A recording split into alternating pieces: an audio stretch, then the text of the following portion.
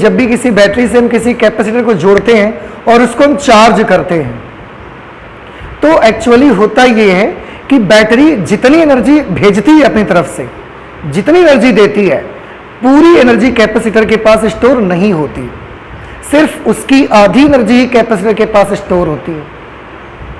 बाकी एनर्जी का क्या होता है? तो आंसर है, जिस तार के द्वारा आपने बैटरी से कैपेसिटर को जोड़ा है ना, वो तार में चार्ज जब फ्लो होता है तो उसको कुछ काम करना पड़ता है, उस वर्क करने की वजह से उसकी एनर्जी थोड़ी सी लॉस हो जाती है, और थोड़ी सी लॉस होती है, आधी लॉस हो जाती है, आपने देखा कैलकुलेट करके।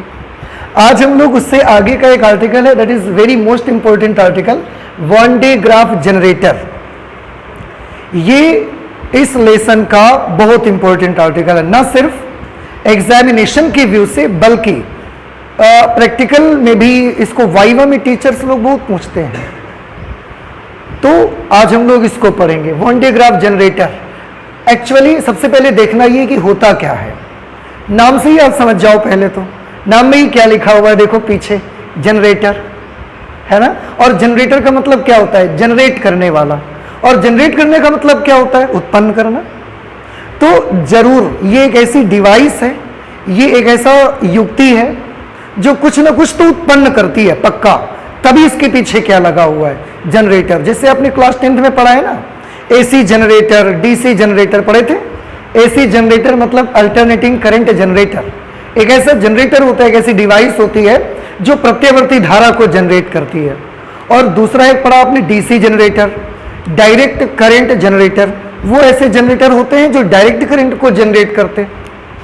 सिमिलरली आज हम लोग पढ़ने जा रहे हैं one day Graaff generator. One day Graaff generator क्या करेगा?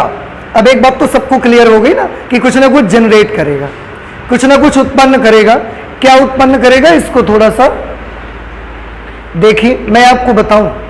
ये ना, ये एक ऐसी डिवाइस है जो बहुत हाई पोटेंशियल और बहुत हाई इलेक्ट्रिक फील्ड जनरेट करेगा, उच्च विभव और बहुत उच्च वैद्युत क्षेत्र अपने चारों तरफ उत्पन्न करेगा। और छोटा मोटा नहीं, मैंने बोला ना अति उच्च, सिर्फ उच्च नहीं बोला, very high potential and very high electric field, अति उच्च विभव और अति उच्च वैद्युत क्षेत्र अपने चारों तरफ ये क्रिएट करेगा। और बहुत ज्यादा हाई होगा, फिलहाल वो कितना हाई होगा हम अभी बात करेंगे बाद में उसके बारे में। अब कैसे जनरेट करेगा ये? एक बात तो सबको समझ में आ गई। पहली चीज क्या करेगा ये बताइए। ये एक ऐसी युक्ति है जो अति उच्च विभव तथा अति उच्च वैद्युत क्षेत्र को उत्पन्न करेगा। कैसे करेगा? उसके लिए बड़ा सिंपल तरीका है बेटा हमारे पास। देखिए मैं आपको बताता हूं। आप सभी बच्चों को विभव का एक फॉर्मूला मालूम होगा, याद होगा। विभव का एक फॉर्मूला आपको बताया गया था, V is equal to 1/4 pi epsilon not into Q upon R। ठीक है, जैसे हमारे पास अगर एक ये स्फेरिकल कंडक्टर है, स्फेरिकल कंडक्टर यानी कि गोलीय चालक, अगर ये हमारे पास एक स्फेरिकल कंडक्टर है जिसकी त्रिज्या कैपिटल R है, तो उसको अगर हम चार्ज देते हैं, कंडक्टर है इसलिए पूरा का पूरा चार्ज सरफेस पर डिस्ट्रीब्यूट होगा, और जब चार्ज देंगे तो उसका एक पोटेंशियल उसमें उत्पन्न होता है 1/4 पाई एप्सिलॉन और Q अपॉन R, और इसके चारों तरफ एक वैद्युत क्षेत्र भी उत्पन्न हो जाता है। ऐसा इलेक्ट्रिक फील्ड भी उत्पन्न होता है इसके चारों ओर, इस तरह से। और ये कितना इलेक्ट्रिक फील्ड होता है? तो आंसर ये इलेक्ट्रिक फील्ड होता है 1/4 pi epsilon not Q upon R square. ठीक है, अगर हम स्मॉल r कैपिटल R लिख रहे हैं, अगर हम स्मॉल r डिस्टेंस मान लें तो आप स्मॉल r यहां पर लिख सकते हैं। ठीक है, अब दोनों को ध्यान से देखिए। ये तो कांस्टेंट है, पोटेंशियल किससे डायरेक्टली रिलेटेड है? देखो चार्ज से। इसी तरह से वैद्युत क्षेत्र भी किससे डायरेक्टली रिलेटेड है? चार्ज से। इसका मतलब साफ है कि अगर हम किसी कंडक्टर में बहुत सारा चार्ज इकट्ठा कर दें, एक कंडक्टर लें हम स्फेरिकल या जैसा भी कंडक्टर, और उसमें हम बहुत ज़्यादा से ज़्यादा चार्ज ऐसा ज़बरदस्ती भरते जाएं, बहुत सारा चार्ज अगर हम भर देंगे तो बहुत सारा चार्ज भरने से उसका पोटेंशियल भी कैसा हो जाएगा? बहुत ऊंचा हो जाएगा, और बहुत ज़्यादा चार्ज भरने से उसका इलेक्ट्रिक फील्ड भी कैसा हो जाएगा? बहुत ज़्यादा हो जाएगा। तो अभी मैंने बताया कि वॉन डे ग्राफ जनरेटर क्या करता है, ये अति उच्च विभव और अति उच्च वैद्युत क्षेत्र उत्पन्न करने का काम करता है।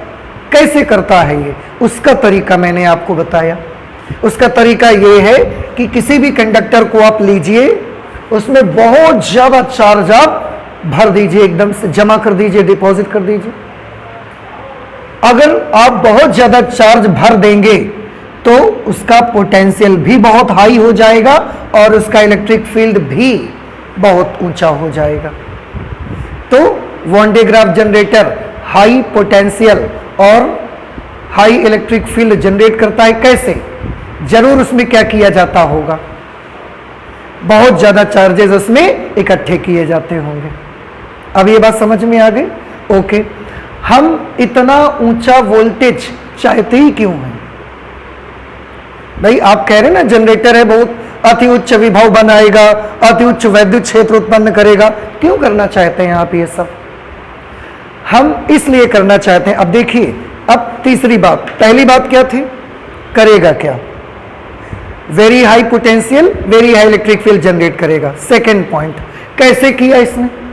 बहुत ज्यादा चार्ज, उसके लिए हमको क्या करना पड़ेगा? इस पे स्टोर करना पड़ेगा, कलेक्ट करना पड़ेगा। तीसरा पॉइंट, तीसरा सवाल हमारा ये आता है कि क्यों करना चाहते हैं हम ये? इतना उच्च विभव और इतना उच्च वैद्युत क्षेत्र हम उत्पन्न नहीं क्यों करना चाहते हैं? तो बेटा मैं आपको बताऊं, हमारी इस दुनिया में आप जानते हैं दो चीजों की हर पल हर क्षण आपकी लाइफ में जरूरत है। कौन सी दो चीजें हैं? एनर्जी और फोर्स।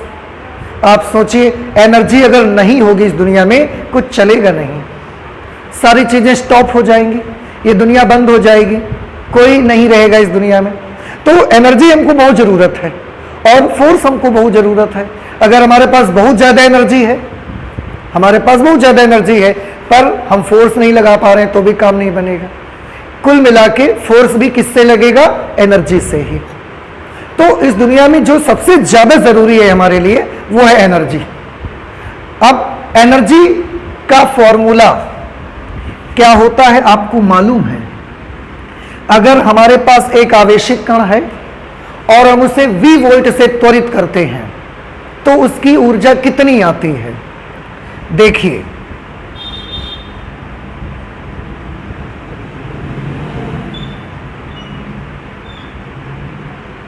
Q आवेशित कण को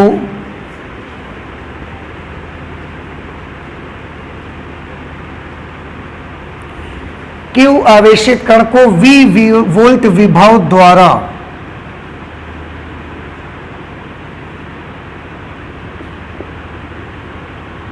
त्वरित करने पर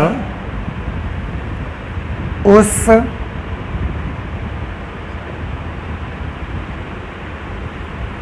आवेशित कण की ऊर्जा, आपको याद होगा कि अगर कोई पार्टिकल का चार्ज Q है और उसे V वोल्ट वाले बिंदु पर रखा जाए तो उसके पास कितनी एनर्जी आ जाती है? आंसर है उसके पास Q इंटू V के बराबर एनर्जी आ जाती है। इसी तरीके से संधारित्र में एकत्र ऊर्जा कितनी होती है? आपने हाल ही में इसको स्टडी किया है। संधारित्र में एकत्र ऊर्जा, एनर्जी स्टोर्ड इन कैपेसिटर। संधारित्र में ऊर्जा जो स्टोर होती है उसके कई फॉर्मूले हमारे पास हैं। एक है 1/2 Q इंटू V, एक फॉर्मूला है 1/2 CV स्क्वेयर और एक फॉर्मूला है 1/2 Q स्क्वेयर अपॉन C। संधारित्र में स्टोर ऊर्जा के ये फॉर्मूले हैं। तो एनर्जी की मैं सिर्फ बात कर रहा हूं।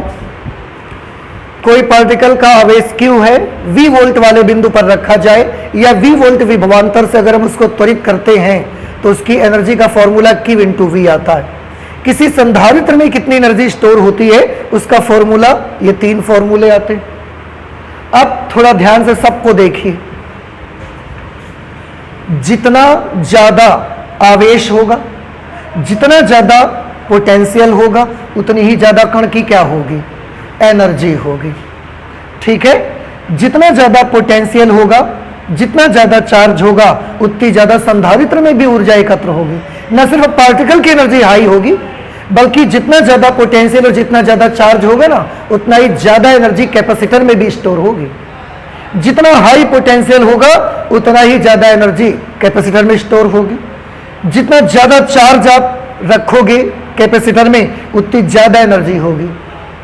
देख रहे हैं ना आप फॉर्मूले में, मैंने कुछ किया नहीं इस पे, सिर्फ मैं फॉर्मूला आपको यहां पर दिखाना चाहता हूं। और हर फॉर्मूला आपको एक ही चीज बताता है कि अगर आप एनर्जी ज्यादा से ज्यादा चाहते हैं, हाई एनर्जी अगर आप चाहते हैं, तो उसके लिए या तो पोटेंशियल हाई होना चाहिए और या तो उस वस्तु के पास क्या चीज ज्यादा होनी चाहिए, चार्ज ज्यादा होना चाहिए। समझ में आ गया? तो यहां से हमने क्या सीखा कि ये हाई पोटेंशियल और हाई इलेक्ट्रिक फील्ड हमको चाहिए। क्यों? इसलिए चाहिए, क्यों? क्योंकि हमारी दुनिया में सबसे ज्यादा जरूरत हमको किस चीज की है, एनर्जी की। और एनर्जी हर वक्त किस पर डिपेंड है, देखो आप, पोटेंशियल पर। तो ये जनरेटर क्या करेगा, हाई पोटेंशियल जनरेट करेगा। हाई पोटेंशियल कैसे जनरेट करेगा, बहुत सारे चार्ज हम इस पे इकट्ठे करेंगे। उससे क्या होगा, आंसर है उससे पार्टिकल की एनर्जी क्या हो जाएगी, बहुत ज्यादा एनर्जी हो जाएगी। देखा ना आपने, इतनी एनर्जी को आप करेंगे क्या। फिर से एक क्वेश्चन आया कि इतनी उच्च ऊर्जा आप चाहते हो ना, तो इतनी एनर्जी का आप करेंगे क्या आखिरकार। हमारे पास, मैंने बोला एनर्जी की बहुत जरूरत है, हम करेंगे क्या, अब उसको देखिए। हम करना ये चाहते हैं बेटा, थोड़ा गौर से देखिएगा। मेरे पास यहां पर एक चार्ज पार्टिकल है, Q चार्ज पार्टिकल है, और हमने इसको ऐसी जगह पर रखा जिस बिंदु का विभव कितना है, V। यहां नीचे हमने ये पृथ्वी,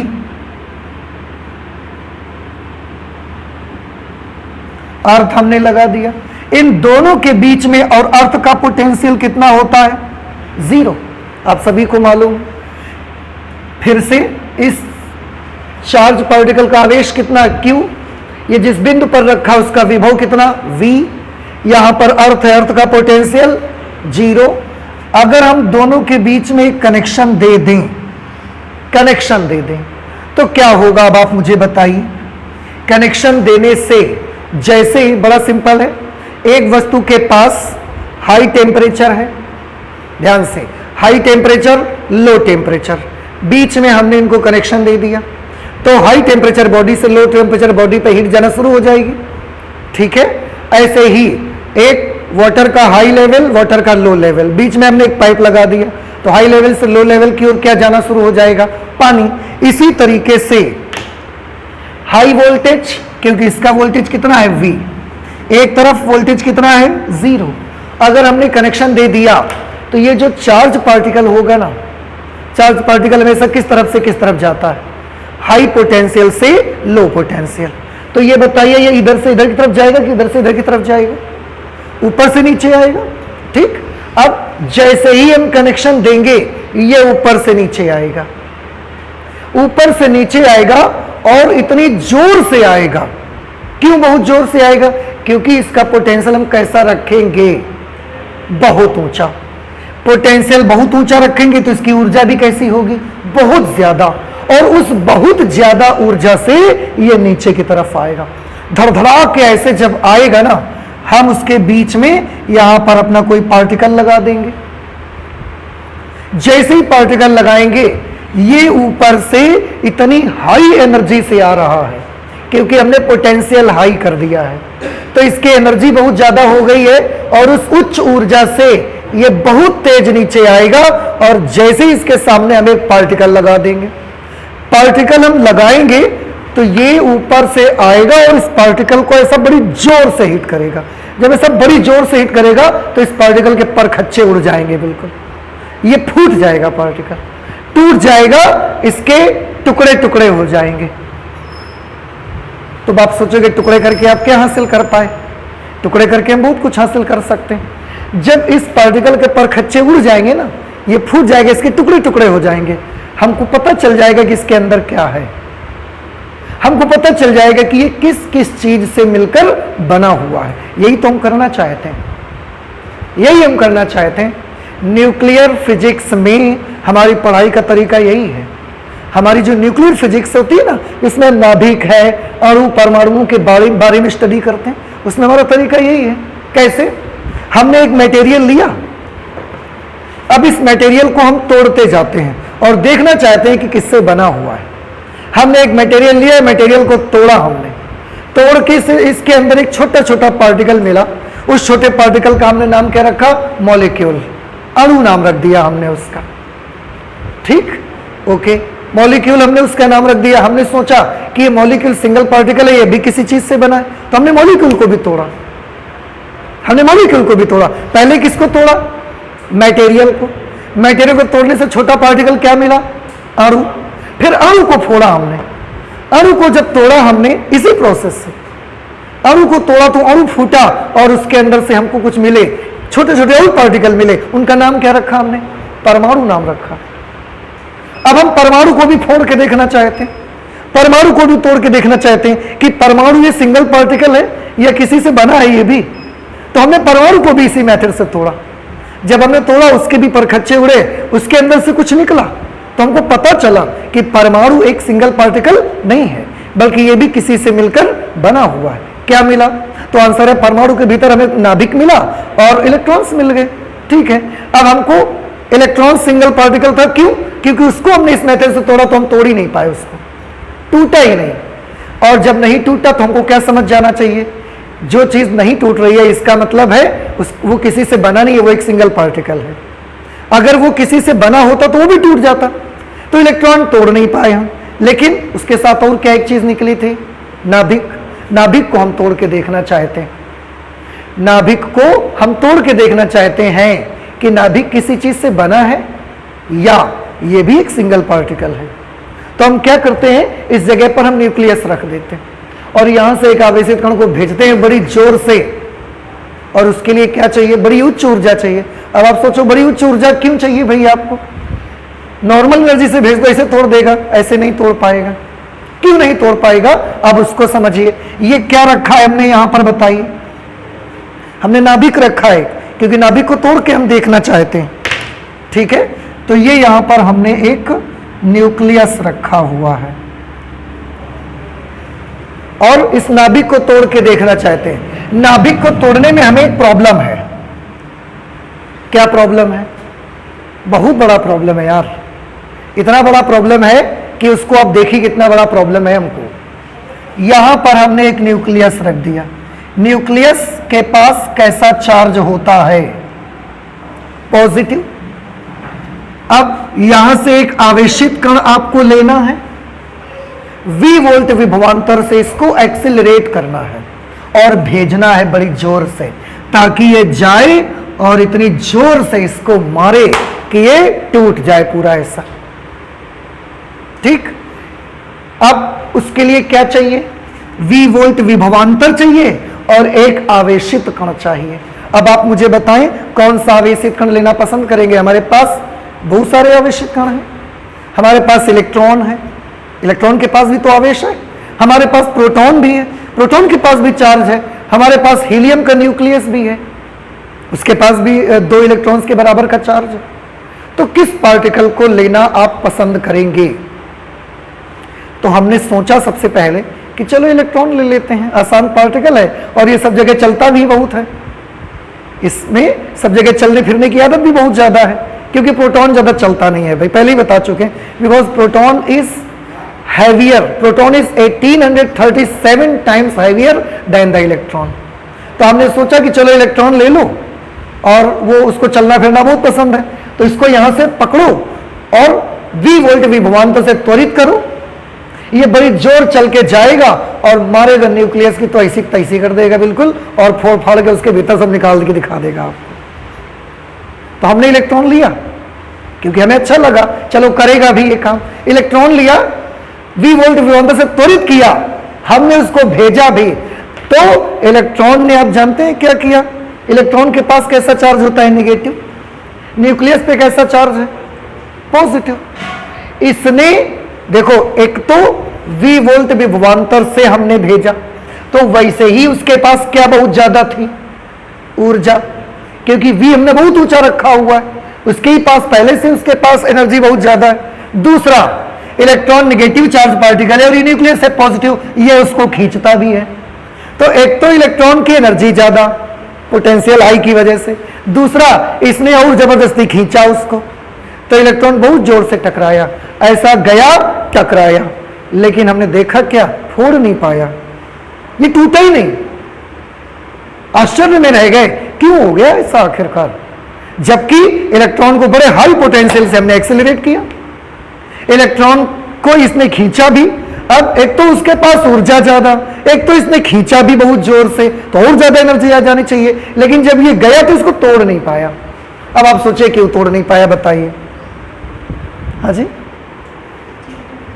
जीरो हो जाएगा, जुड़ जाएगा। नहीं तो फिर भी तोड़ देता, फिर जुड़ जाता। देखिए, इलेक्ट्रॉन का द्रव्यमान बहुत कम है, और जब किसी चीज का द्रव्यमान बहुत कम होता है ना, आप फिर कितनी जोर से मारो वो तोड़ नहीं पाएगा। एग्जाम्पल सुनिए, आपको आपकी एक दीवार, आपकी नौकरी लग गई, फिर आप अपना घर बनवाओगे एक दीवार तोड़वा के, पुरानी दीवार, उसको आप तोड़ोगे, अपना घर बनवाओगे। तो दीवार तोड़ना है, और दीवार तोड़ने के लिए आप जानते हो हथौड़ा का एक लाए, थर्माकोल का। उसमें आपने पीछे क्या लगाया है? पीछे एक डंडा लगाया है, एक डंडा लगाया पीछे, और आगे इतना मोटा थर्माकोल का क्या बनाया आपने? हथौड़ा। अब डंडा आपने बढ़िया मजबूत लगाया, लेकिन हथौड़े का जो वो बनाया लोहा जहां पर लगता था, उसको आपने बना दिया थर्माकोल का। और अब आप लेके उसको दीवार में जुटे मारने। जब आप दीवार में लगे मारने, कितनी बार मारने से दीवार टूटेगी बताइए? टूटेगी कि नहीं टूटेगी? नहीं टूटेगी। अब आपको पता चला क्यों? क्योंकि थर्माकोल का द्रव्यमान इतना कम है कि हमने जो उसका हैमर बनाया, उसको जब हम मारने जाते हैं ना, ये चोट ही नहीं करता उस पर, और चोट ही नहीं करता, ये वापस खुद ही टूट जाता है, खुद ही ये लौट आता है, ये इसका कुछ कर नहीं पाता उसका। तो इलेक्ट्रॉन तो तोड़ नहीं पाया, इलेक्ट्रॉन हमारा काम नहीं कर पाया, जबकि वो चार्ज पार्टिकल है। और क्यों नहीं काम कर पाया, आप समझ गए? पक्का क्लियर है ना? क्यों नहीं कर पाया बताइए? क्योंकि इलेक्ट्रॉन का द्रव्यमान इतना कम है कि जब ये जाता है तो नाभिक को क्या टकराता नहीं है? टकराता है। क्या नाभिक को चोट नहीं मारता? मारता है, लेकिन उतनी चोट नहीं मार पाता हल्का होने की वजह से, जितना उसको टूटने के लिए जरूरी है। तो इलेक्ट्रॉन तो बाहर हो गया, हटाओ इसको, ये कुछ नहीं कर सकता। अब क्या चाहिए? दूसरा चार्ज पार्टिकल लाओ पकड़ के भाई। तो दूसरा क्या लाए हम? प्रोटॉन। अब प्रोटॉन लाते, इलेक्ट्रॉन तो काम नहीं कर पाया हमारा, तो हम दूसरा चार्ज पार्टिकल लाए, प्रोटॉन। प्रोटॉन के साथ एक बड़ा प्रॉब्लम आया, प्रोटॉन पर कैसा चार्ज है? पॉजिटिव। उसको वहां भेजने का ही प्रॉब्लम है, क्योंकि प्रोटॉन जब लाएंगे तो प्रोटॉन के पास किस प्रकार का चार्ज होगा? प्रोटॉन के पास पॉजिटिव चार्ज होगा। जब हम इसको बेटा यहां से भेजेंगे ना, हमने V वोल्ट पोटेंशियल डिफरेंस लगाया और इसको यहां से भेजा, ये भी प्लस है, सामने बैठा न्यूक्लियस भी कैसा है, तो ये प्लस इस प्लस को क्या करेगा? प्रतिकर्षित करेगा। तो जब हम इसको भेजते हैं, ये प्रोटॉन यहां तक जाता है, इतना जोर प्रतिकर्षित कर देता है ये उसको कि ये बेचारा यहीं तक जाता है और उसको वापस लौटना पड़ जाता है। इतना जोर का रिपल्सन होता है। देखो, इलेक्ट्रॉन में ये प्रॉब्लम नहीं आई थी, लेकिन इलेक्ट्रॉन हल्का होने के मारे तोड़ ही ना पावा। अब प्रोटॉन तो जा रहा है, प्रोटॉन गया, प्रोटॉन के पास प्रॉब्लम ये है कि रिपल्सन की वजह से ये यहां तक आता है और इतनी जोर ही इसको प्रतिकर्षित करता है दूर से ही कि यहीं से वापस लौट जाता है।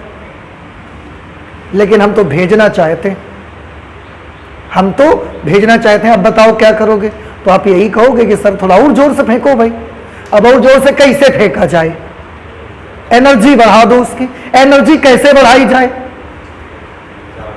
पोटेंशियल बढ़ा दो उसका। अब भी यही कहोगे मुझसे, हमने और पोटेंशियल बढ़ा दिया इसका, और पोटेंशियल बढ़ाया, ये प्रोटॉन यहां तक जा पाया, फिर वापस भागा, इतनी जोर का उसने प्रतिकर्षण मारा इसको। अब क्या करा जाए? हम तो भेजना चाहते हैं, अब बताइए हम क्या करें? और एनर्जी बढ़ा दो? कैसे बढ़ा दो एनर्जी? पोटेंशियल और हाई करो।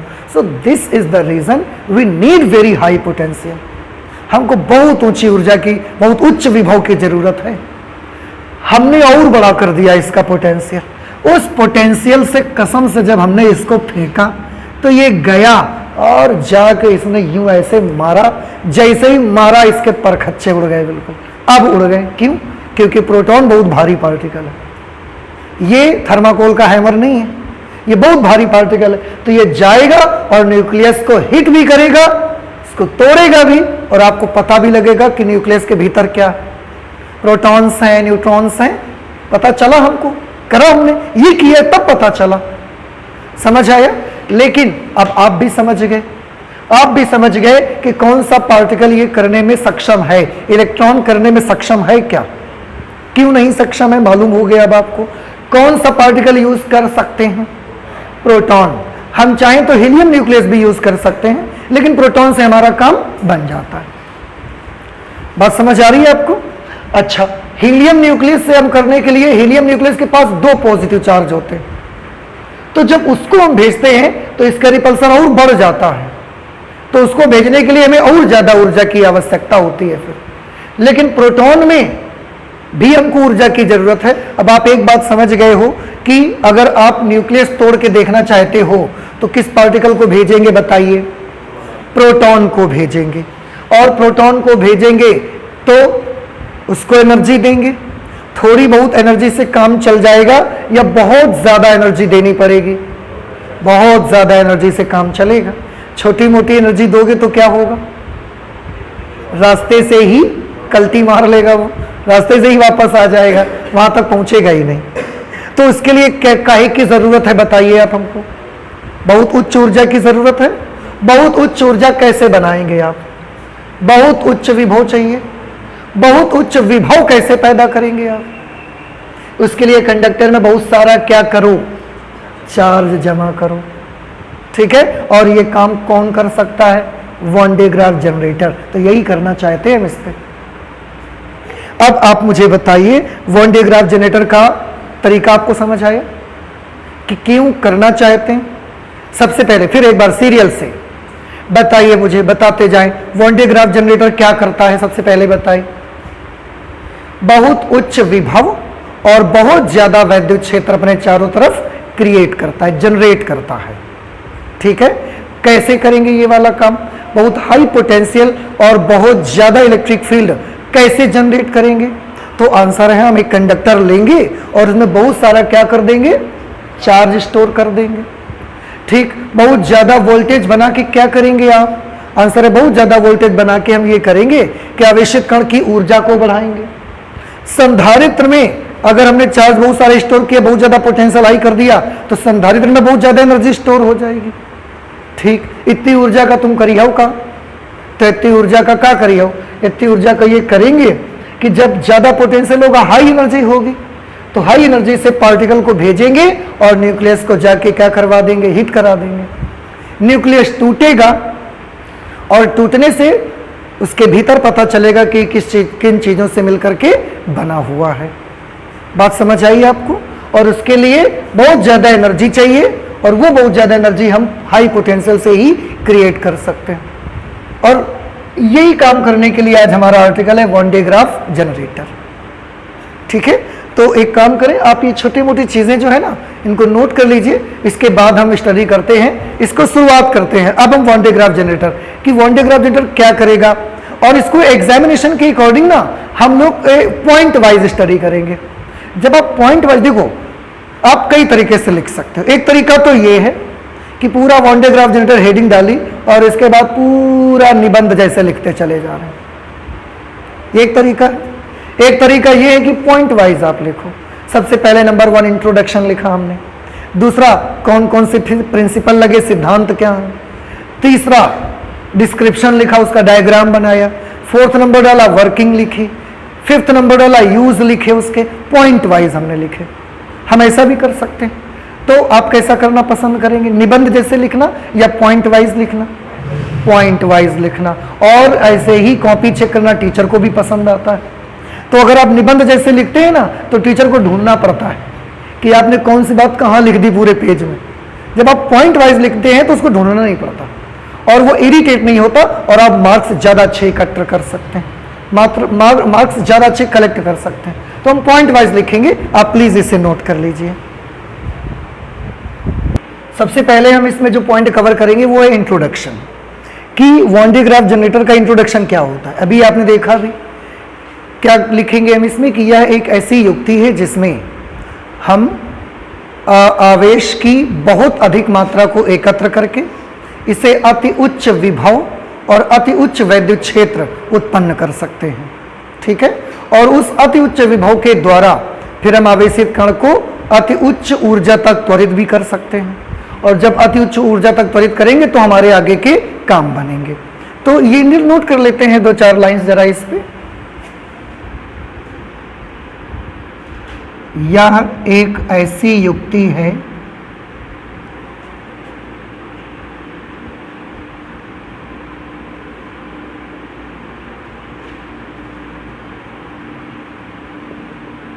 जिसमें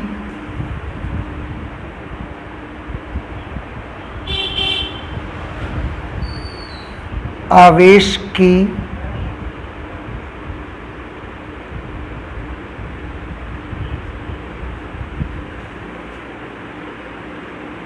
यह एक ऐसी युक्ति है जिसमें आवेश की बहुत अधिक मात्रा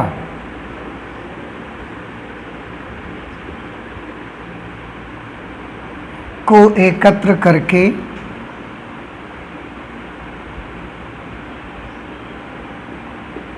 इससे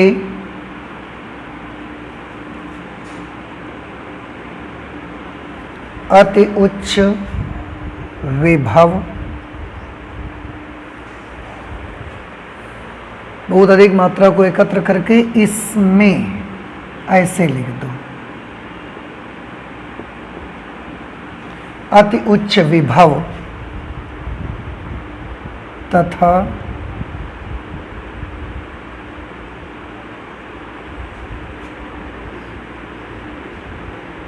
अति उच्च वैद्युत क्षेत्र उत्पन्न किया जा सकता है।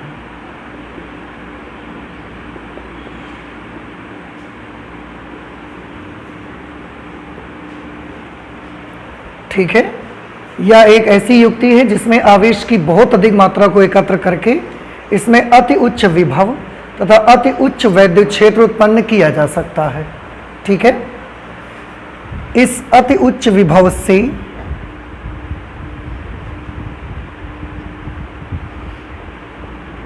इस विभव से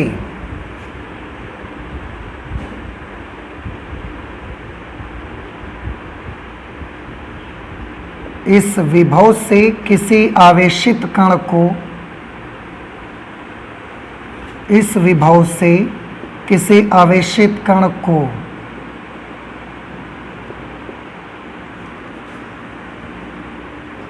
अति उच्च ऊर्जा तक त्वरित कर सकते हैं, त्वरित कर सकते हैं। ये इंट्रोडक्शन हो गया। सेकंड नंबर पे हम ये देखना चाहते हैं कि what are the principles used in this device, कि कौन कौन से सिद्धांत हैं जो इस डिवाइस में यूज होने वाले हैं। तो हम प्रिंसिपल नेक्स्ट आर्टिकल लिखेंगे, प्रिंसिपल्स। मैं आपको बताऊं मैंने प्रिंसिपल्स क्यों लिखे हैं, क्योंकि इसमें एक से ज़्यादा प्रिंसिपल यूज होते हैं, एक से ज़्यादा सिद्धांतों का प्रयोग हमको करना पड़ता है, इसलिए हमने यहाँ पर लिखा है प्रिंसिपल्स। तो कौन कौन से सिद्धांत हैं जो इस डिवाइस में यूज होंगे। नंबर 1, सबसे पहला प्रिंसिपल देखिए क्या यूज होने वाला है। एक आपने पढ़ा है कि अगर किसी भी चालक को हम आवेश देते हैं तो उसका आवेश हमेशा कहाँ रुकता है? उसका आवेश सदैव उसके बाहरी सतह पर, बाहरी पृष्ठ पर आकर के डिपॉजिट हो जाता है, अंदर नहीं रुकता। मतलब कहने का यूं कि किसी गोली चालक को दिया गया आवेश सदैव उसके बाहरी पृष्ठ पर एक समान रूप से वितरित होता है। एक तो ये प्रिंसिपल इसमें यूज होगा, ठीक है, नोट करिए।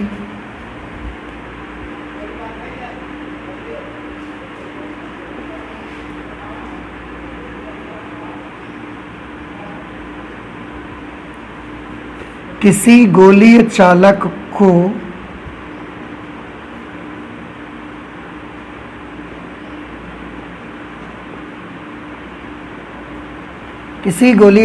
को दिया गया आवेश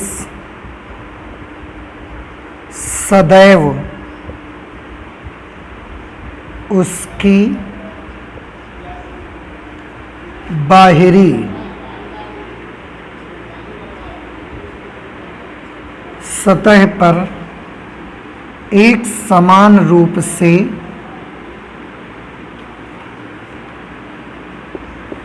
समान रूप से मतलब यूनिफॉर्मली एक समान रूप से वितरित हो जाता है। एक समान रूप से वितरित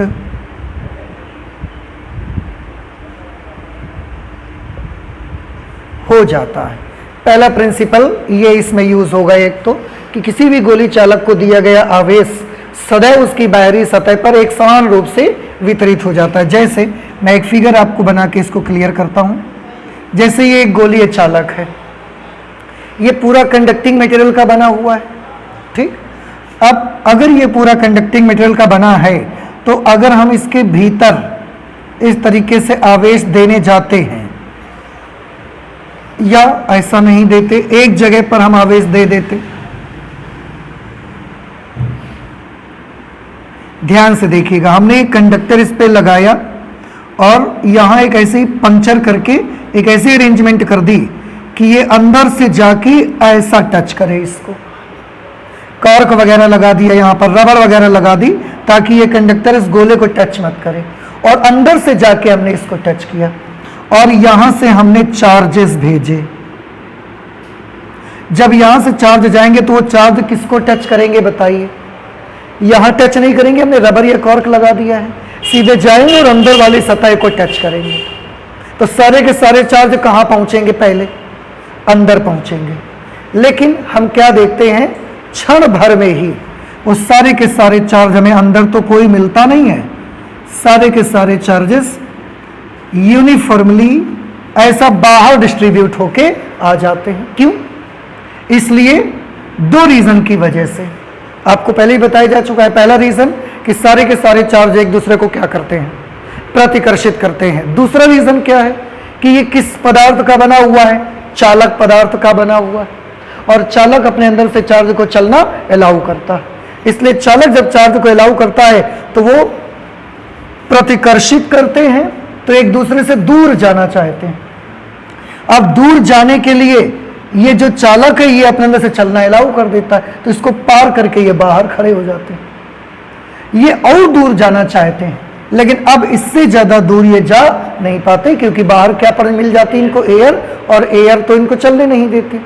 इसलिए किसी भी गोली चालक को जब आवेश हम देते हैं तो वो आवेश सदैव उसकी बाहरी सतह पर एक समान रूप से वितरित होता है, कभी भी अंदर नहीं रुकता। याद आए ना आपको? एक तो ये प्रिंसिपल इसमें यूज होगा।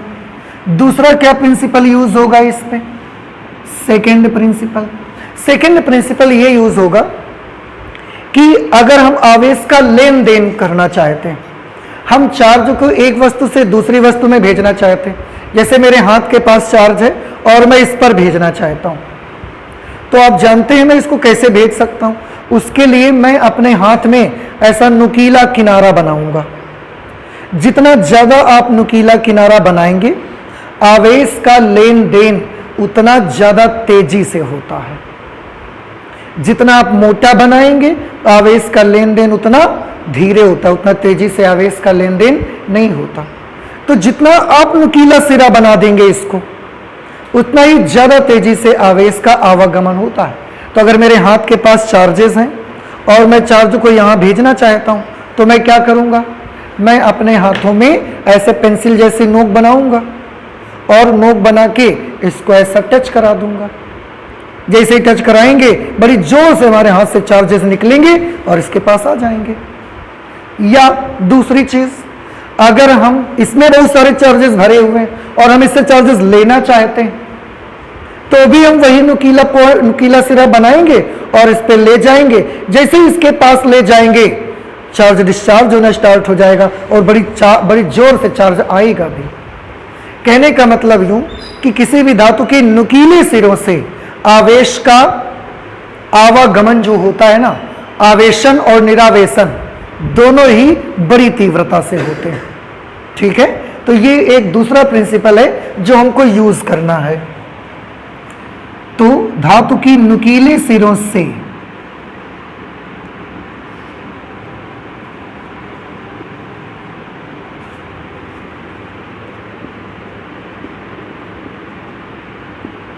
धातु के नुकीले सिरों से आवेशन तथा निरावेशन, आवेशन को हिंदी अंग्रेजी में क्या बोलते हैं, चार्ज।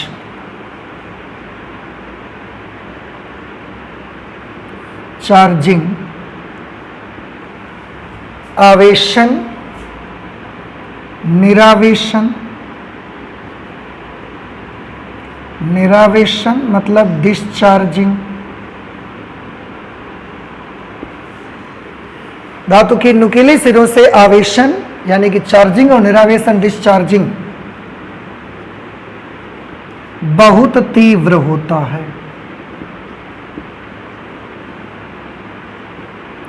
कैसे, थोड़ा इसको जरा ध्यान से देखिए। अगर हमारे पास एक ये वस्तु है, ठीक है, इसके पास बहुत सारे पॉजिटिव चार्जेस हैं और हमारे पास एक मेटल है, उस पे हमने ऐसा नुकीले कॉर्नर बना के रखे हैं, शार्प कॉर्नर्स ऐसे बना के रखे। तो ये बिल्कुल हमने नुकीला हिस्सा बनाया है, देखो। और इसके पास क्या है, बहुत सारे, इसके पास बहुत सारे इलेक्ट्रॉन्स हैं, बहुत सारे नेगेटिव चार्जेस हैं। इसके पास बहुत सारे पॉजिटिव चार्जेस हैं, इसके पास बहुत सारे नेगेटिव चार्जेस हैं। हम चाहते हैं कि नेगेटिव चार्जेस चल के वहां चले जाएं, तो हमने इसके आगे क्या बना दिया, ऐसे नुकीले हिस्से बना दिए। इनको हम बोलते हैं शार्प कॉर्नर्स। इसको क्या कहा जाता है, शार्प कॉर्नर्स। ओके, अच्छा, ये जो शार्प कॉर्नर्स हैं, इनसे मैंने बोला नुकीले सिरों से आवेशन और निरावेशन दोनों ही बहुत तीव्र होता है।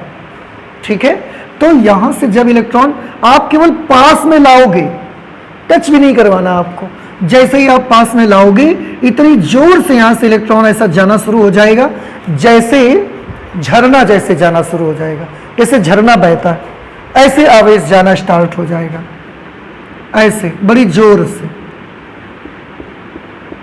ऐसे यहां से चार्ज का आवागमन स्टार्ट हो जाएगा, चाहे चार्ज वहां से लेना हो या चार्जेस को यहां से भेजना हो।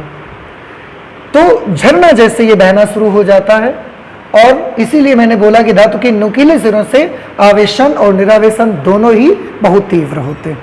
ठीक है, और एक चीज मैं बताऊं, आप जानते हैं, आप ये जानकर बड़ा हैरान होंगे कि ये प्रक्रिया जो है, ये प्रोसेस क्या कहलाती है।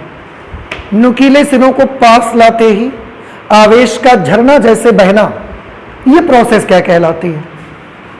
तो इस प्रोसेस का एक नाम रखा गया है और इस प्रोसेस का नाम है कोरोना डिस्चार्ज।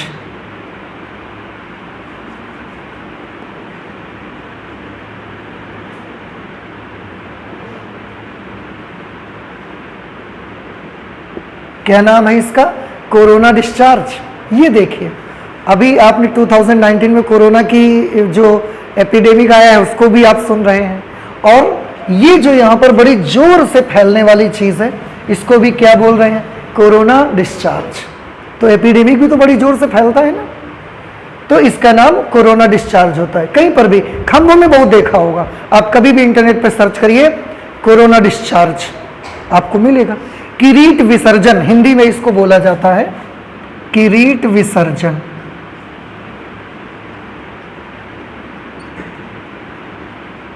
आप कभी भी गूगल पे सर्च करके देखिए, आपको ये दिखाएगा। तो अब आप समझ गए कि किसी भी धातु की नुकीली सिरों से आवेश का आवेशन और निरावेशन दोनों ही बहुत तीव्र गति से होते हैं। तो जब ऐसा करते हैं तो चार्जेस बड़ी जोर से सर एक दूसरे की तरफ निकलना शुरू हो जाते हैं। इस प्रोसेस को नाम रखा हमने कोरोना डिस्चार्ज, किरीट विसर्जन इसको हिंदी में कहा जाता है। जैसे कि मैंने बोला कि आपने खंभों में कभी कभी देखा होगा, बिजली के खंभे जो होते हैं, बिजली के खंभे आपके मोहल्ले में कभी लगे हों, उनमें कोई तार अगर लूज कांटेक्ट कहीं पर है तो रात के समय में आप देखते हैं बड़ी जोर से ऐसा स्पार्क दिखता है, दिखता है स्पार्क, वही तो है कोरोना डिस्चार्ज। क्योंकि वहां पे तार बड़े नुकीले नुकीले रहते हैं, बड़े पतले पतले रहते हैं, और उनके बीच आवेश का इस तरीके से जो आवागमन होता है उसको बोला जाता है कोरोना डिस्चार्ज। तो आपने अपने आसपास गली में मोहल्ले में लगे खंभे में कभी ना कभी रात में आपको देखने का मौका मिल गया होगा। तो ये सेकेंड प्रिंसिपल है जो वॉन डे ग्राफ जनरेटर में यूज होता है। थर्ड प्रिंसिपल जो हम वॉन डे ग्राफ जनरेटर में यूज करने वाले हैं वो क्या है?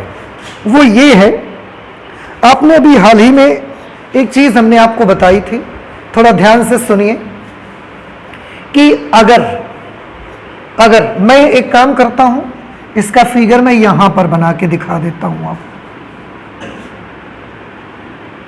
थर्ड प्रिंसिपल है तो मैं इसका फिगर यहां पर आपको बना के दिखाता हूं। अगर जिन बच्चों ने पढ़ा होगा उनको तुरंत से याद आ जाएगा। हमारे पास एक ये कंडक्टर है, खोखला चालक, खोखला है, अंदर कुछ भी नहीं है, अंदर खोखला है ये। इस पर कुछ ऑलरेडी कुछ चार्ज है इस पर, और उस चार्ज की वजह से इस खोखले गोलीय कोश का विभव V के बराबर है। इस खोखले गोलीय कोश का विभव कितने के बराबर है? V के बराबर। अब आप मुझे बताएं, अगर इस गोलीय कोश का विभव V के बराबर है तो इसके अंदर हर बिंदु का विभव कितना होगा? V के बराबर। आपने पढ़ा है कि अगर किसी गोलीय कोश का विभव V है तो उसके अंदर हर पॉइंट का पोटेंशियल भी V ही रहता है। और अंदर हर बिंदु का वैद्युत क्षेत्र कैसा होता है? 0। लेकिन अंदर हर बिंदु का विभव कैसा होता है? उतना ही जितना उसकी सरफेस पर रहता है।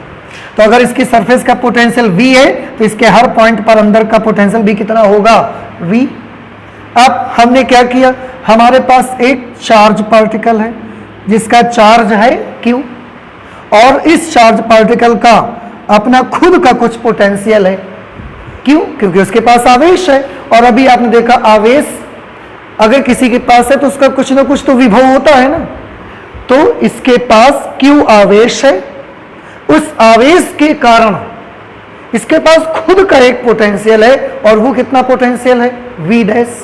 अब हमने क्या किया, हमने यहां पर इसको एक गोलीय कोश जो था उसको थोड़ा सा पंक्चर कर दिया, एक कैविटी बना दी, और उस कैविटी से हम उस पार्टिकल को ना अंदर ले जाएंगे। अंदर ले जाकर हमने यहां पर इस पार्टिकल को रख दिया। अब वो चार्ज पार्टिकल यहां पर आ गया। अब बताइए इसका टोटल पोटेंशियल कितना होगा? इसका नेट पोटेंशियल कितना होगा इस चार्ज पार्टिकल का? तो आंसर है इसका जो नेट पोटेंशियल होगा that will be V plus V dash. कैसे?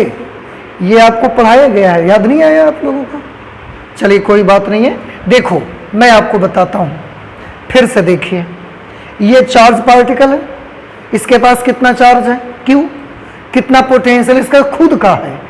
V dash. इतना V डैश पोटेंशियल लेके ये अंदर गया। गोले का पोटेंशियल कितना था इसका? V। तो इसके अंदर भी हर बिंदु का पोटेंशियल कितना है? V। अब आप सोचो, गोले के अंदर किसी भी बिंदु पर हम रखेंगे जाके, उस बिंदु का विभव कितना है? V के बराबर है, तो वो V उस चार्ज को मिल जाएगा। और इसके पास खुद का कितना पोटेंशियल है? V dash. तो वो V डैश उसका खुद का, और V उसको गोले का मिल गया, तो उसके पास नेट पोटेंशियल कितना हो गया बताइए?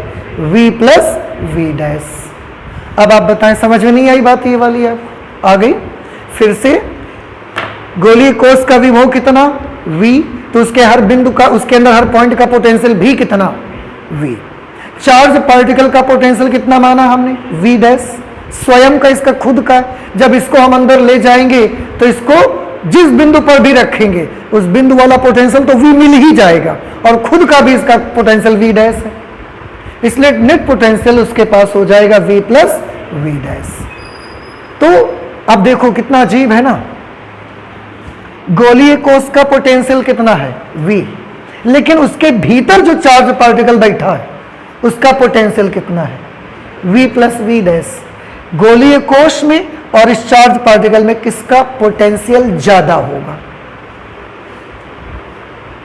बताइए, गोलीय कोष का पोटेंशियल ज्यादा है या अंदर बैठे चार्ज पार्टिकल का पोटेंशियल ज्यादा है? चार्ज पार्टिकल का पोटेंशियल ज्यादा है। वेरी गुड, क्योंकि गोलीय कोष का तो केवल V है और चार्ज पार्टिकल का कितना है? V प्लस V डैश, तो इसका पोटेंशियल ज्यादा है। अब अगर हम एक काम कर दें, इस चार्ज पार्टिकल को हम अंदर ही अंदर कनेक्ट कर दें यहां से, तो बताइए इसके पास बहुत ज्यादा चार्ज है, इसके पास थोड़ा सा चार्ज है। बात समझ में आई? और दोनों को हमने कनेक्ट कर दिया। जब कनेक्ट करेंगे तो एक बॉडी से दूसरी बॉडी में चार्ज जाना शुरू हो जाएगा। किधर से किधर जाएगा? ज्यादा चार्ज वाली बॉडी से कम चार्ज वाली बॉडी की ओर चार्ज जाएगा, या कम चार्ज वाली बॉडी से ज्यादा चार्ज वाली बॉडी की ओर चार्ज जाएगा?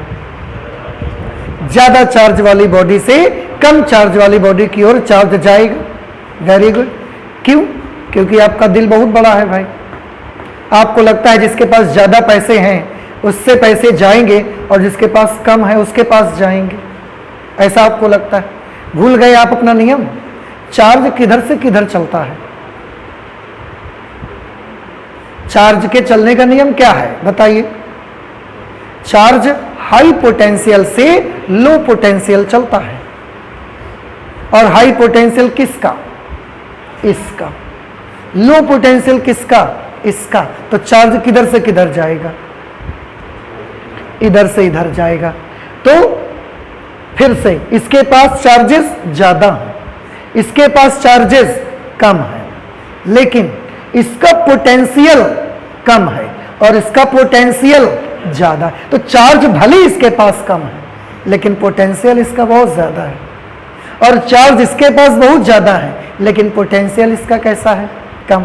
अब बताइए, ज्यादा चार्ज वाली बॉडी से कम चार्ज वाली बॉडी की ओर चार्ज को जाना चाहिए, या कम चार्ज वाली बॉडी से ज्यादा चार्ज वाली बॉडी की ओर चार्ज को जाना चाहिए? यहां फिलहाल कम चार्ज वाली बॉडी से ज्यादा चार्ज वाली बॉडी की ओर चार्ज जाएगा। क्यों? क्योंकि कम चार्ज वाली बॉडी का पोटेंशियल हाई है, और चार्ज के चलने का रूल पोटेंशियल से है, चार्ज से नहीं है। आपको क्या लगता है, आप जहां जाओगे रामा देवी में, एक भिखारी बैठा हुआ अब आपको मिलेगा, आपकी जेब में 100 रुपए और वो आपको खाली कटोरा दिखाता है, और आपकी जेब में कितने पैसे? 100 रुपए। उसके कटोरे में 4-5 रुपए पड़े हुए हैं। आपको लगता है ये बड़ा गरीब है, तो आप अपनी जेब से 10 रुपए 5 रुपए निकालते हो, उसके खाली कटोरे में डाल देते हो। समझ आया आपको? आप जैसे ही आगे बढ़ते हो, वो जानते हो क्या करता है? वो तुरंत उस कटोरे के पैसे फिर बोरे के नीचे डाल देता है, कटोरा फिर खाली। अगला व्यक्ति आता है, वो भी देखता है कि यार इसका कटोरा खाली, उसने भी पैसे दे दिए। आपको क्या लगता है कि उसके पास कम पैसे हैं? अब बाद में देखो उसके पास 4 बिल्डिंग मिलेंगी आपको, करोड़ों रुपए की संपत्ति उसके पास निकलती है। तो आप ध्यान रखिए, चार्ज किधर से किधर जाता है? हमेशा हाई पोटेंशियल से लो पोटेंशियल जाएगा। चार्ज कभी भी ये मत सोचिए कि जहां ज्यादा चार्ज है वहां से कम चार्ज वाली बॉडी की ओर चार्ज चलेगा। पक्का रूल याद रखें। आप भूल जाते हो, बताओ। भी मैंने पूछा, आपने गलत बता दिया हमको, है कि नहीं? चलिए, तो क्या हम यहाँ पर मेन आपको क्या बताना चाहते थे? आपको मेनली ये बताना चाहते थे कि अगर एक आवेशित कण का विभव V डैश है, उसको एक V विभव वाले गोली कोष के अंदर किसी बिंदु पर रखा जाए तो उसका कुल विभव V प्लस V डैश हो जाता है। ठीक है, यहां पर हम ये पॉइंट नोट कर देते हैं। यदि V डैश विभव वाले, यदि V डैश विभव वाले किसी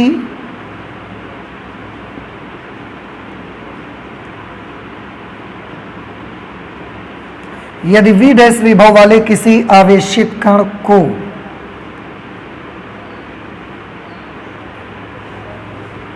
V विभव वाले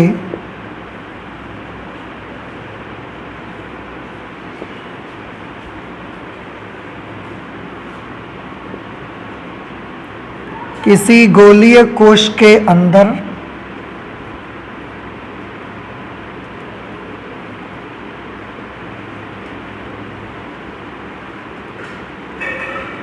किसी बिंदु पर रखा जाता है तो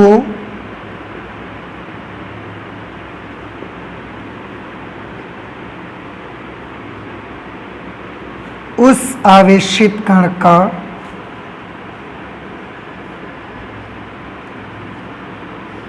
कुल विभव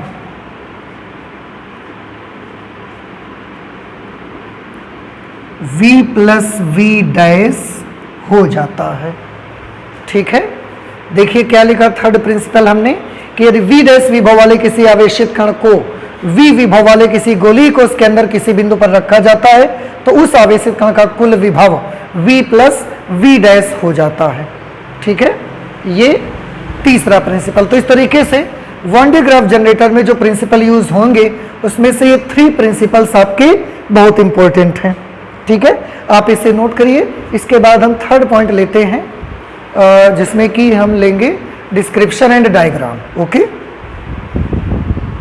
थर्ड पॉइंट जो बेटा हम लोग स्टडी करेंगे वो होगा डिस्क्रिप्शन एंड डायग्राम।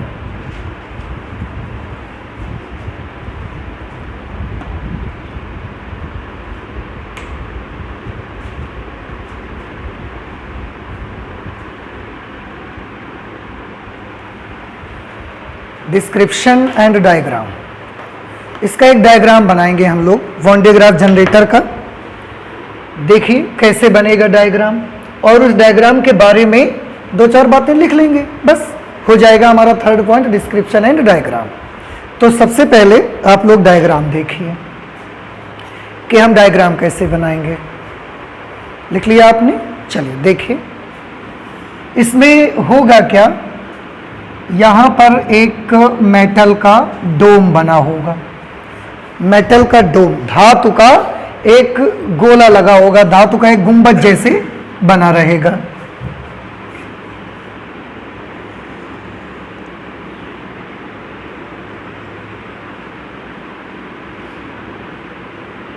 ये धातु का एक गुंबद जैसे, मंदिर के ऊपर देखा ना आपने, गोल गोल बना होता है, ऐसा मेटल का एक डोम बना रहेगा। इसको हम बोलते हैं मेटल डोम, धातु का गुंबज आप कह सकते हैं। ठीक है, अच्छा, ये जो मेटल का डोम बना होगा ना, ये मेटेलिक डोम, इसको थोड़ा सा ऐसा गोलाई से घुमा देते हैं। ये मेटल का डोम एक इंसुलेटर पेडेस्टल, इंसुलेटर पेडेस्टल मतलब कुचालक स्टैंड होगा। ये एक कुचालक स्टैंड, कुचालक स्टैंड मतलब कंक्रीट का बना सकते हैं, सीमेंट गिट्टी का बना सकते हैं आप, या लकड़ी का आप बना सकते हैं। तो किसी चीज का कुचालक पदार्थ का ये एक स्टैंड यहां पर हम बना लेंगे इसमें।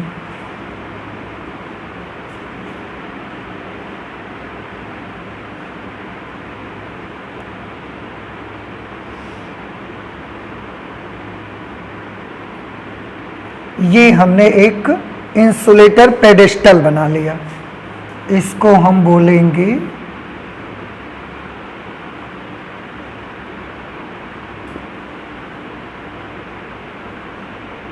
Insulator pedestal. आप कंक्रीट का भी बना सकते हैं या आप लकड़ी का भी बना सकते हैं। कुल मिला के इसको कुचालक होना चाहिए। ठीक है, ऊपर अगर चार्ज स्टोर हो तो वो चार्ज इसमें से भाई के नीचे मत चला जाए, ऐसा किसी का बना सकते हैं आप। इसके बाद इसको जहां पर खड़ा करेंगे उसका एक बेस बनाना पड़ेगा आपको, तो यहां पर हम इसका बेस बना देते हैं एक।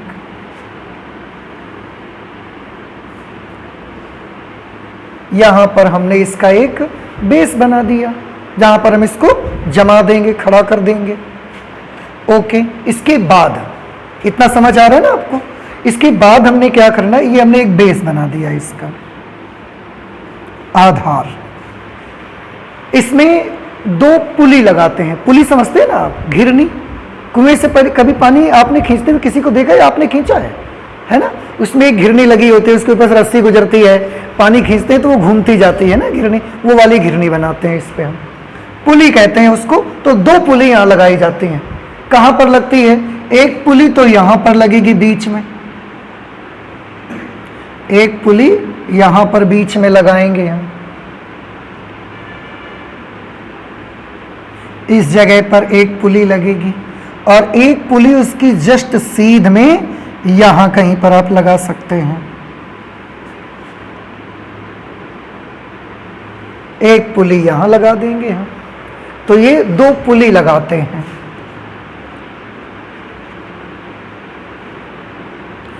आप चाहें तो इसे पुली P2 कह सकते हैं, और ये यहां पर जो हमने लगाई है इसको आप बोल सकते हैं पुली P1।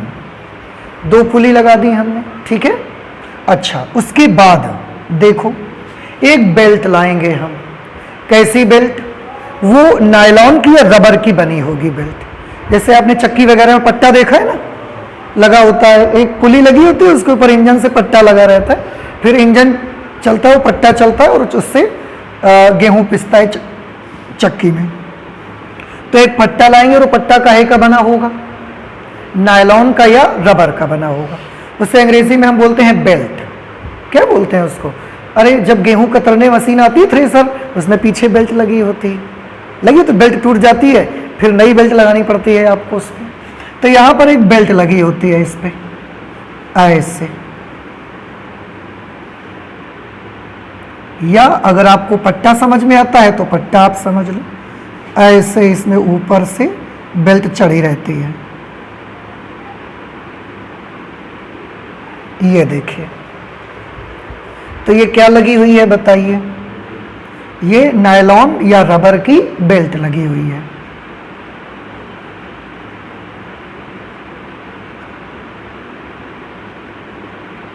नायलॉन या रबर बेल्ट, ठीक, ओके। चार्ज के लेन देन के लिए, चार्ज के आवागमन के लिए क्या बनाना पड़ेगा हमको? तो चार्ज के लेन देन के लिए हमको शार्प कॉर्नर बनाने पड़ेंगे, ठीक है। वो शार्प कॉर्नर कहां पर बनाएंगे? देखिए, वो शार्प कॉर्नर में, शार्प कॉर्नर भी हमको दो बनाने पड़ते हैं। एक शार्प कॉर्नर हमको यहां बनाना पड़ेगा, यहां पर देखिए,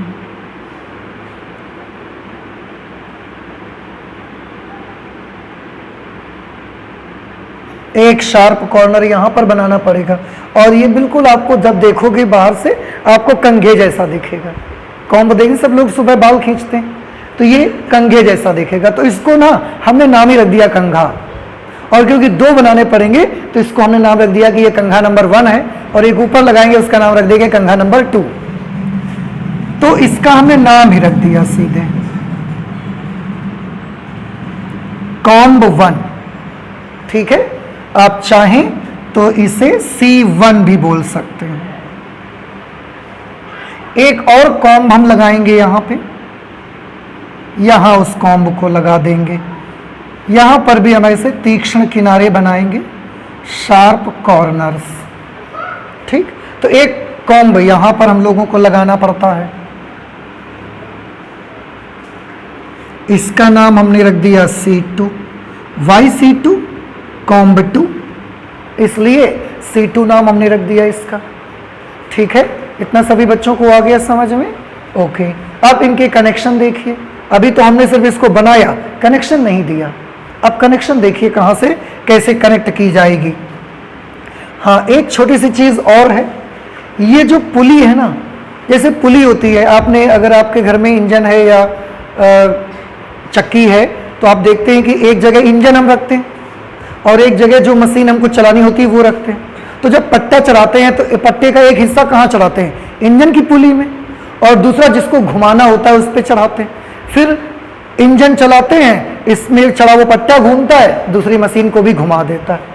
यही तो ये करना है हमको। अब इसको घुमाना है तो कहीं ना कहीं मोटर चाहिए ना आपको, तो एक मोटर लगानी पड़ेगी आपको। कहीं भी लगा लो मोटर, यहाँ हम एक मोटर खड़ी कर लेते हैं। ये हमने एक मोटर खड़ी कर ली भाई, यहाँ पे ऐसे कैसे भी बना लो, पता होना चाहिए कि एक मोटर है। तो ये हमने क्या बना लिया है? Electric motor. आपने इलेक्ट्रिक मोटर तो पढ़ी है ना क्लास 10th में, तो वो इलेक्ट्रिक मोटर हमने यहाँ बना ली। अब आप जानते हैं मोटर को तो हम ऑन कर देंगे तो मोटर घूमने लगेगी, लेकिन हम तो इससे घुमाना चाहते हैं। बताइए क्या किया जाए? एक और पट्टा लाओ और एक पट्टा मोटर से और पुली के बीच में चढ़ा दो, फिर जब मोटर घुमाओगे ये घूमने लगेगा, और ये घूमने लगेगा तो ये बेल्ट लगी है इसमें, वो भी घूमने लगेगी। क्लियर? तो ये हम एक पट्टा और लाएंगे और उस पट्टे को इस पे चढ़ाना पड़ेगा हमको। देखो ऐसे ऐसे एक पट्टा हमको चढ़ाना पड़ेगा।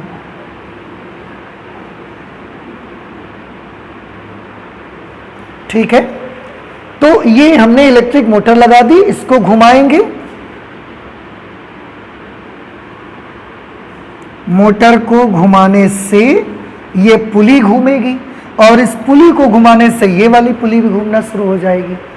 ठीक है, अब और क्या करना है हमको? करना ये है, कनेक्शन देखिए, ये जो ऊपर वाला कॉम्ब बनाया है आपने, इस कॉम्ब को हम ऐसा जाके अंदर में टच करा देंगे। बस अंदर में टच करा देना है और कुछ नहीं कराना आपको। नहीं समझ आया?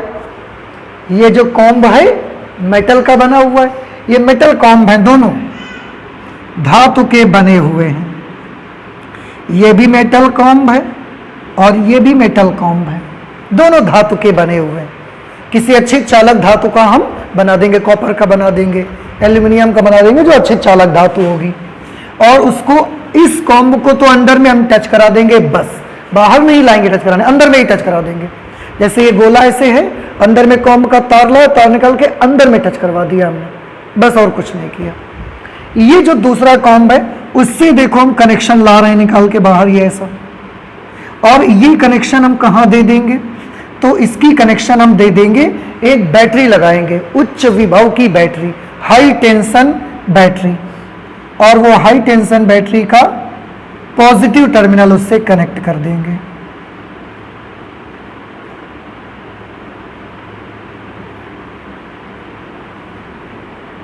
और इसका दूसरा सिरा जो होगा उससे जा करके हम यहां पर ऐसा अर्थ में कनेक्ट कर देंगे, पृथ्वी में। ये बैटरी का पॉजिटिव टर्मिनल है, ये बैटरी का नेगेटिव टर्मिनल है, और ये अति उच्च विभव की बैटरी है, इसको हम बोलते हैं हाई टेंशन बैटरी।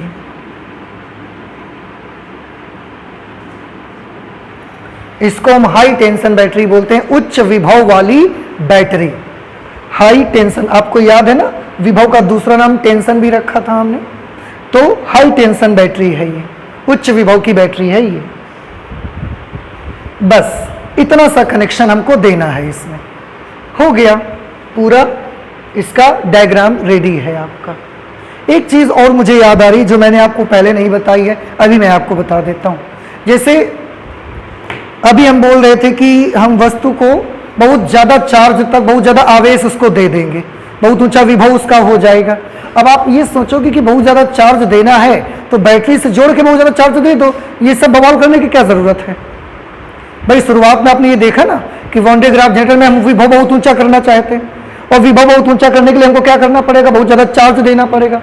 अब चार्ज देने के लिए ये सब कर रहे हैं, तो आपके मन में एक क्वेश्चन आ सकता है, एक बात आ सकती है कि जब आपको चार्ज देना ही है तो आप एक काम करो, जिसे भी चार्ज देना है उसे एक बैटरी से जोड़ दो। बैटरी से जोड़ दो तो वो बैटरी क्या करेगी? उसमें चार्ज भेजती रहेगी, चार्ज दे देगी उसको।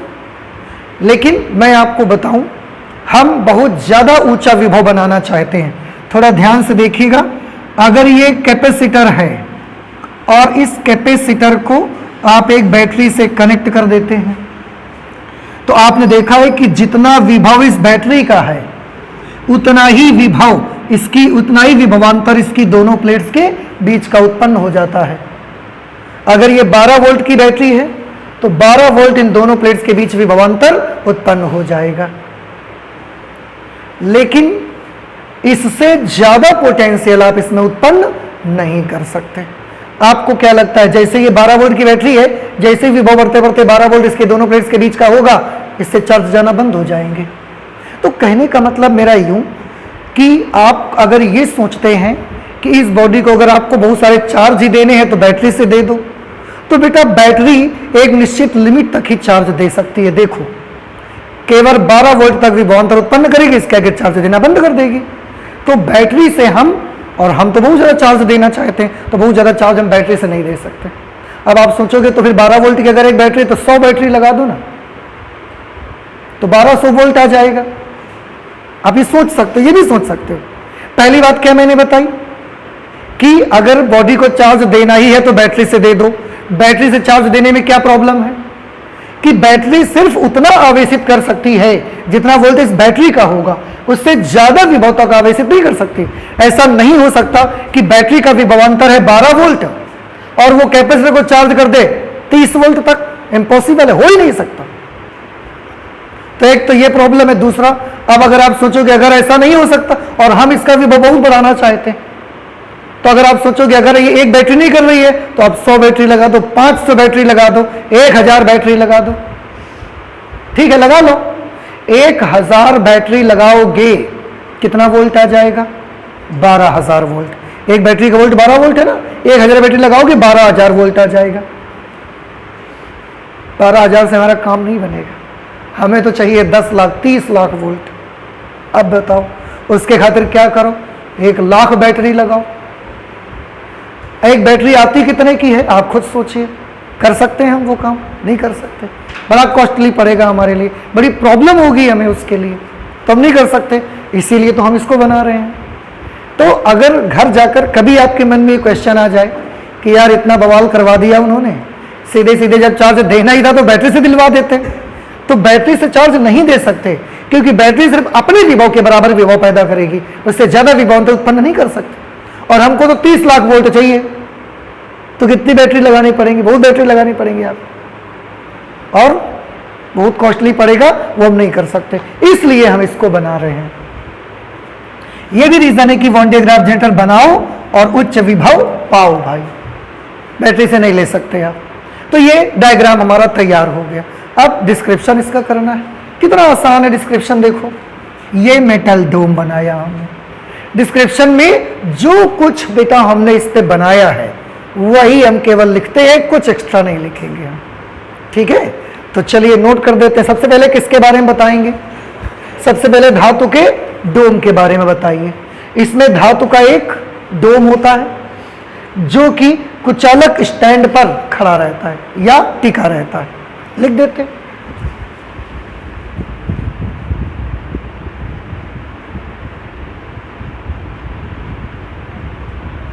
इसमें धातु का बना एक गोलाकार या एक गोलीय कोश होता है, आप ऐसे लिख सकते हैं। धातु का बना हुआ एक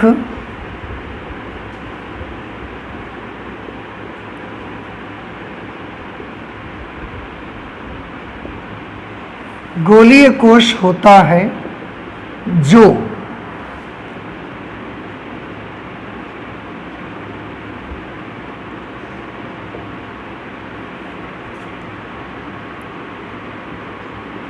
कुचालक स्टैंड पर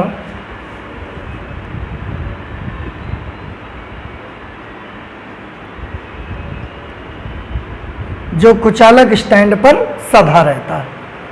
ठीक है, उसके बाद किसके बारे में बताना है?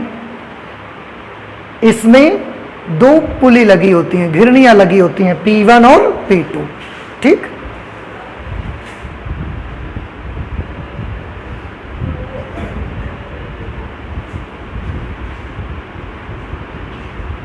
इसमें दो घिरनियां, घिरनियां यानी कि पुली, इसमें दो घिरनियां पुलीज P1 व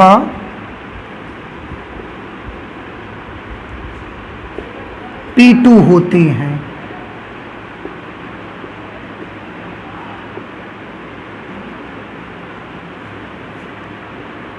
जिनके ऊपर से नायलॉन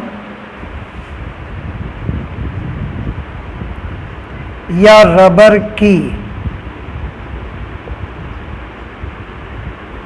एक बेल्ट चढ़ी रहती है।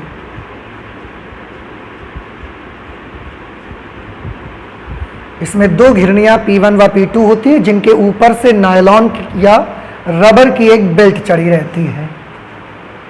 ठीक, तो हमने घिरनी और बेल्ट के बारे में बात कर दी। और क्या बात करनी चाहिए? पुली P1 को एक वैद्युत मोटर के द्वारा घुमाया जाता है। ठीक, इसमें लिख देते हैं घिरनी P1 को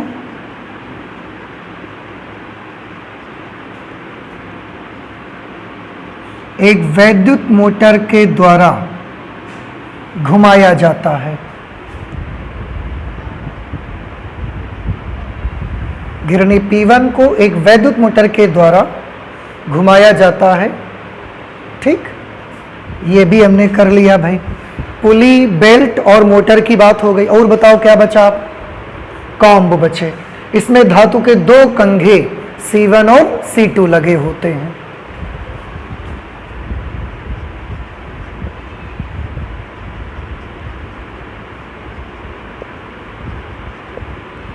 इसमें धातु के दो कंघे C1 व C2 लगे होते हैं।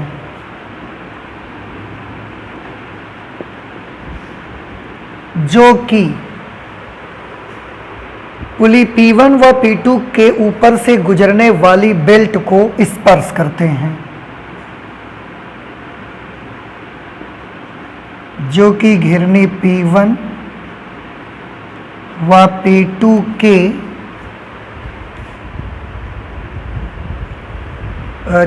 P1 व P2 के ऊपर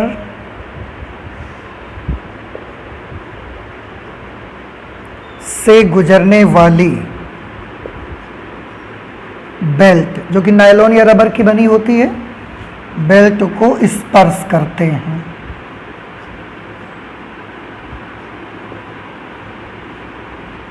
ठीक है, ये बिल्कुल ऐसा स्पर्श करते हैं जैसे ये कॉर्नर हमने बनाए हैं और ये बेल्ट को स्पर्श कर रहे हैं। तो ये बेल्ट ऐसे चढ़ेगी ऊपर, बस ये टच करते रहते हैं। ट्रेन में ऊपर ऐसा एक देखा होगा आपने, एंगल लगा रहता है, वो तार में से टच होके चलता रहता है ऐसे, तो ऐसे टच होते रहते हैं, बस ये करते हैं। इसमें धातु के दो कंघे C1 C2 लगे होते हैं जो कि घिरनी P1 व P2 के ऊपर से गुजरने वाली बेल्ट को स्पर्श करते हैं। ठीक है, अच्छा, कंघे C1 को क्या कर देते हैं? एक उच्च विभव वाली बैटरी के धन सिरे से जोड़ देते हैं। और बैटरी का ऋण सिरा कहां जोड़ देते हैं? पृथ्वी में जोड़ दिया जाता है। तो लिख देते हैं कंघे C1 को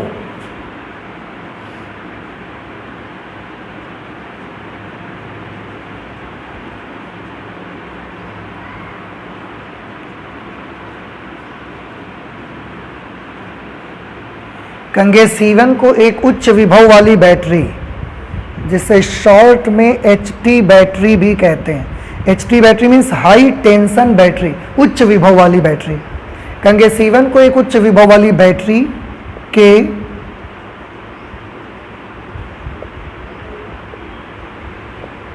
धन सिरे से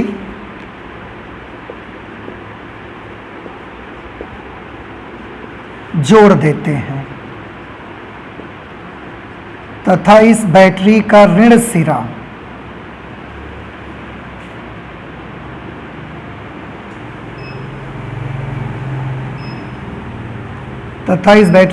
सिरा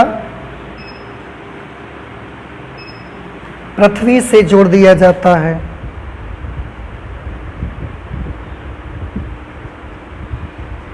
ऋण सिरा पृथ्वी से जोड़ दिया जाता है। तो कंगा C1 के साथ इसकी बैटरी और ये वाली बात भी हो गई। कंगे C2 की अभी बात बची, क्या करा जाता है कंगे C2 को बताइए। कंगे C2 को धातु का जो गोलीय कोश है ना, उसकी भीतरी सतह से एक तार द्वारा जोड़ देते हैं।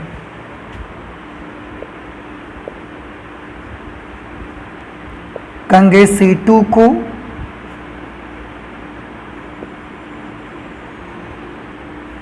एक चालक तार द्वारा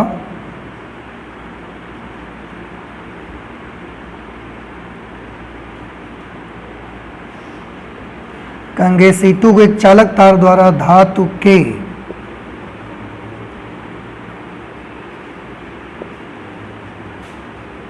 गोलीय कोश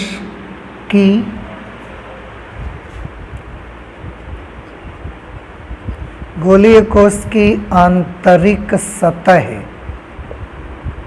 से जोड़ देते हैं। और कुछ बचा बताने को? नहीं बचा, हमें लगता है हो गई सारी बातें। ठीक है, बस ये डिस्क्रिप्शन तैयार हो गया आपका। कुछ भी परेशान होने की जरूरत नहीं है कि हमें बुक से रटना है कि क्या हम लिखें। जो आपने इस पे किया वही आप इसको नोट कर दीजिए। इसके बाद हम इसका 4th पॉइंट स्टडी करेंगे जो कि होगा वर्किंग। ठीक है, नोट कर लीजिए।